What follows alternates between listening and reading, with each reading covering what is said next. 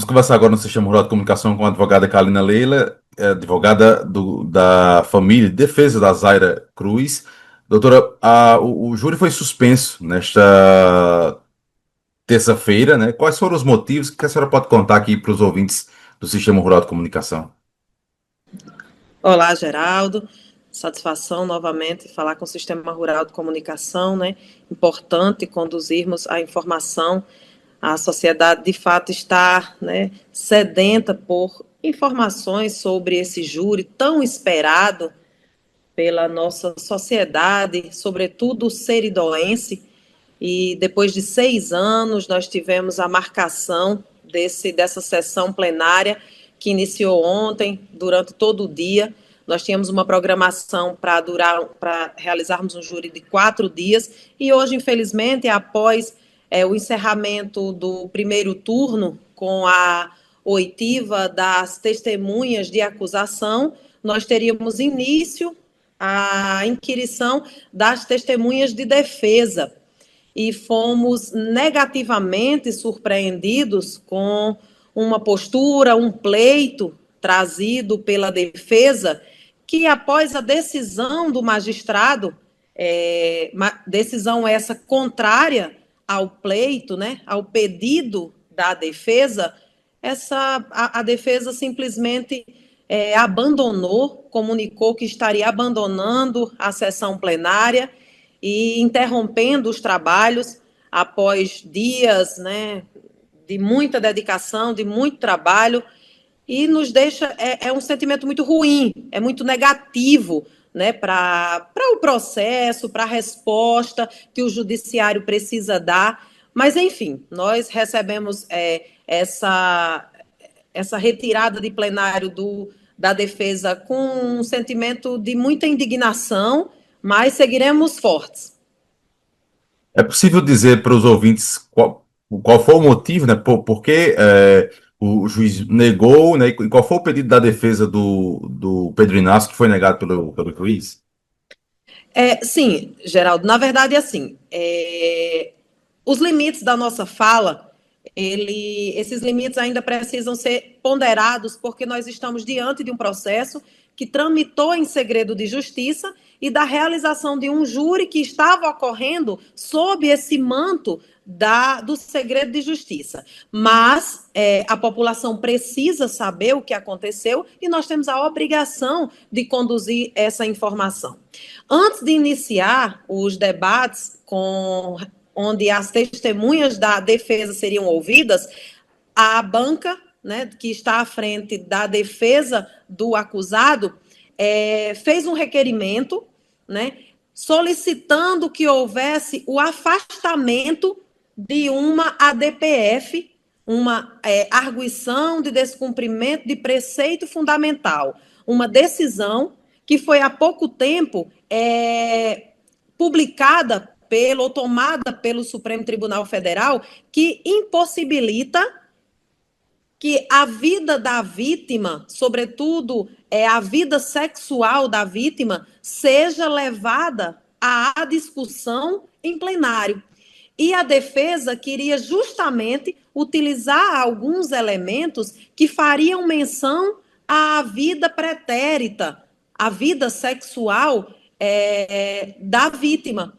E, obviamente, né, o Ministério Público, através dos 3 promotores que estavam lá, e a nossa participação enquanto assistência da acusação, por óbvio, nós nos manifestamos no sentido de que não era possível afastar essa lei. Nós temos uma lei federal, tem artigos do Código de Processo Penal, especificamente o artigo 474 do Código de Processo Penal, e uma ADPF que impõe o respeito à integridade, à inviolabilidade e à dignidade da vítima. Então, o Ministério Público se posicionou no sentido de que não era possível afastar e que não era possível falar sobre esses elementos em plenário, sob pena de se estar revitimizando essa vítima, ultrajando essa vítima. Então, após o requerimento da defesa e a manifestação do Ministério Público, o juiz tem que decidir né? O juiz presidente da sessão tem que decidir. E assim o fez, entendendo que a manifestação da acusação deveria ser acatada. E indeferiu o pleito da defesa. Em face dessa decisão negativa para a defesa, não atendendo aos seus anseios, a defesa simplesmente destacou que não prosseguiria na sessão e anunciou o seu abandono, esse é o termo, o seu abandono da sessão plenária, em um ato, né, que nós lamentamos e reputamos de uma irresponsabilidade processual muito significativa. Nós estamos a falar de um processo altamente complexo, de um júri altamente dispendioso do ponto de vista intelectual, do ponto de vista físico e também do ponto de vista financeiro. Então, nós tivemos, o Tribunal de Justiça teve todo um cuidado, todo um zelo para, através de uma comissão criada exclusivamente para organizar esse júri, teve um investimento e uma dedicação admirável para entregar à sociedade esse julgamento. E, por conta de uma decisão que não agradou, e o direito é feito disso, de decisões que não nos agradam, quando a gente não se agrada de uma decisão, a gente pode recorrer dela, mas jamais abandonar os atos, jamais cometer esse tipo de atitude, porque não é condizente com o Estado democrático de direito, com o princípio da urbanidade entre as partes, enfim. Então, nós tivemos esse desprazer disso tudo ter acontecido, inclusive hoje, em um dia emblemático, hoje é o aniversário de Dona Ozanete. Então, para ela foi um momento muito difícil, ela ficou muito emocionada, precisou ser acolhida em plenário, mas enfim, foi isso que aconteceu e a gente espera agora os próximos passos. A senhora me corrija se eu estiver errado, mas já há uma informação de que o Ministério Público vai acionar a OAB. Essa atitude da defesa do Pedro Inácio, ela fere com os princípios da advocacia ou não? O fato de acionar a OAB, isso realmente é urgente. É necessário que isso seja feito. Se daí a Ordem dos Advogados do Brasil vai entender que houve ou não alguma atitude que mereça algum tipo de reprimenda, de represália, isso realmente é algo que a OAB vai analisar. Mas, por óbvio, um dos pleitos do Ministério Público foi que a OAB fosse, sim, oficiada no sentido de ter noção ou cientificar-se de tudo que aconteceu na sessão plenária. O objetivo, como eu sempre costumo dizer, o objetivo é para que realmente haja um efeito pedagógico nisso. Nós não podemos ter esse tipo de prática na sessão plenária do Tribunal do Júri. Não estava a ocorrer nada absurdo, apenas uma decisão que não estava de acordo com o objetivo da defesa.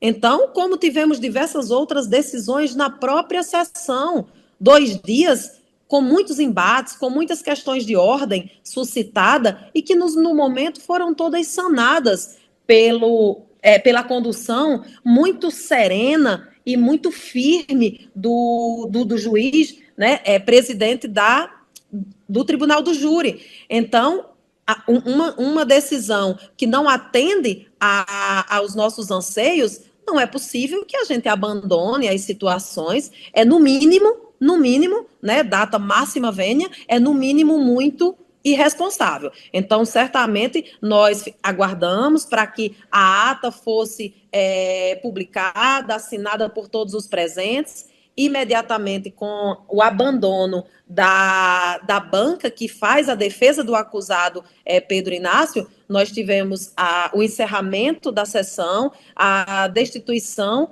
do conselho de sentença e a sessão foi encerrada pelos seus próprios fundamentos.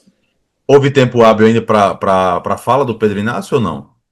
Não, nós não tivemos. O interrogatório, é o último ato do processo. Então, nós tínhamos o primeiro dia para ouvir, nós tínhamos todo um cronograma que foi construído a muitas mãos dedicadas, inclusive.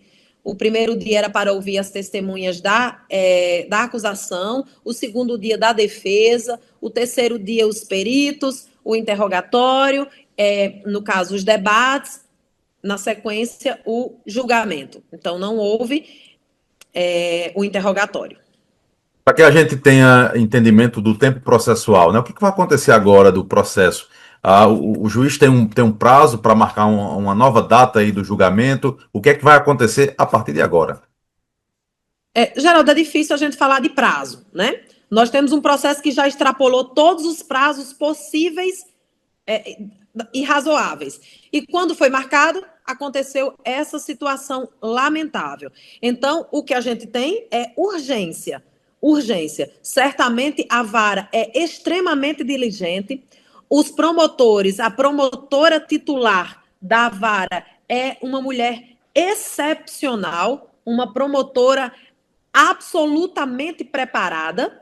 Então, a gente crê, né, confia piamente, de par com o direito, que essa sessão plenária será marcada em um futuro muito próximo. E aí um questionamento que está sendo, né, feito reiteradamente e se isso é possível acontecer uma outra vez, né? Então, o que a gente discutiu em sede de reunião posterior é que a defensoria seja intimada, notificada para estar apta, né, para funcionar nesse processo, caso haja uma nova situação como essa que nós, infelizmente, tivemos que participar hoje aqui em Natal.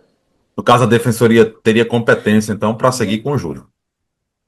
Sim, se uma vez intimada, habilitada, com toda certeza. Porque o procedimento agora, embora, né, o acusado estivesse presente, possivelmente participou da conversa, e isso nós não estamos afirmando, porque não tem como, mas possivelmente ciente de tudo, mas agora, como houve esse abandono formal, então ele vai ser intimado para constituir novo advogado, possivelmente a mesma banca, trata-se data máxima vênia de uma artimanha, de uma situação, realmente uma estratégia que nós não concordamos, não pactuamos, mas, né, enfim, então a defensoria vai ser intimada e, posteriormente, os trâmites serão tomados. É possível, sim, que a defensoria, uma vez habilitada, ela tenha condição plena de atuar em um possível, uma marcação de um próximo júri. Doutora Carolina, muito obrigado pela participação aqui no Sistema Rural de Comunicação, parabéns pelas informações. E o que resta à sociedade é, além de torcer para uma nova data, cobrar, né? Continuar cobrando para que haja celeridade no caso. Muito obrigado. Isso, Geraldo. Na verdade, é muito importante que a sociedade continue cobrando. Cobrando. Não é um ato de extrema irresponsabilidade o que aconteceu hoje na capital do estado. Então, a sociedade não pode esquecer, não pode. Inclusive, a gente segue a família de Zaira, a imprensa, com todo o seu papel de mostrar que não é isso que o judiciário busca. E aproveito para deixar muito claro, não é este o papel que o judiciário buscou entregar para a sociedade. Nós tivemos, sim, uma preparação de muitos profissionais abnegados com a entrega desse júri.